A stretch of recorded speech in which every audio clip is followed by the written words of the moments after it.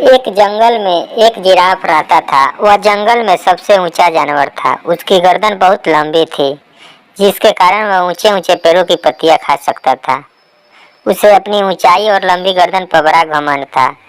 जब भी वह मैदानों की घास चरते जानवरों को देखता तो उनका मजाक उड़ाता और उन पर हंसता था।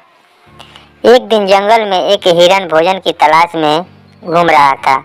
घूमते घूमते उस स्थान पर पहुंचा जहां जिराफ एक ऊंचे पेड़ के पत्ते खा रहा था। उनका मन भी पत्ते खाने का हुआ, लेकिन उनकी ऊंचाई जिराफ जैसी नहीं थी, नहीं गर्दन लंबी थी। इसलिए वह जिराफ के पास जाकर बोला, जिराफ भाई, थोड़े पत्ते मुझे भी दे दो, मैं भी इस पत्ते को चखकर देखूं। घमंडी जिराफ उसे धुतकारते हुए बोला, तुम्हें पेड़ के पत्ते खाने हैं तो खुद तोड़ लो। मैं तुम्हारा नौकर नहीं हूँ जो तुम्हें पेड़ के पत्ते तोड़ के खिलाऊं। जिराफ की बात सुनकर हिरन को बहुत बुरा लगा।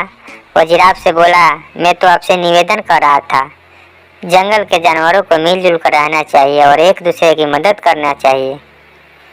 इतने में जिराफ ने बोला, ज्ञान मत बघारो, चलो भागो यहाँ से। जिराफ ने गुस्से में कहा और पेड़ के पत्ते खाने लगा। हिरन मैदान में घास चरने लगा। तभी अचानक वहाँ शेर आ गया।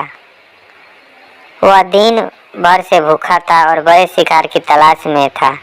जब उसने जिराफ को देखा तो सोचा, आज बस जिराफ का ही शिकार करूंगा और पेट भर के मांस खाऊंगा। वह जिराफ की तरफ बढ़ने लगा। पास की घास चर रहे हिरन ने जब शेर को देखा तो भागकर एक गुफा में छुप गए। पेड़ के पत्ते खाते जिराफ का ध्यान शेर की तरफ नहीं था।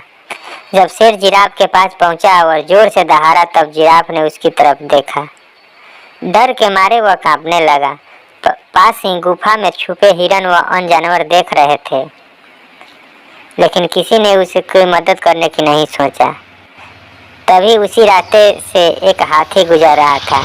जिराफ को संकट में देखकर हाथी ने मदद करने की सोची और उसने बाघ से बोला, हिम्मत है तो मुझसे सामना कर। बलशाली विशाल हाथी को देखकर शेर डर गया और वहां से भाग गया। जिराफ की जान में जान आई और उसका घमंड टूट चुका था।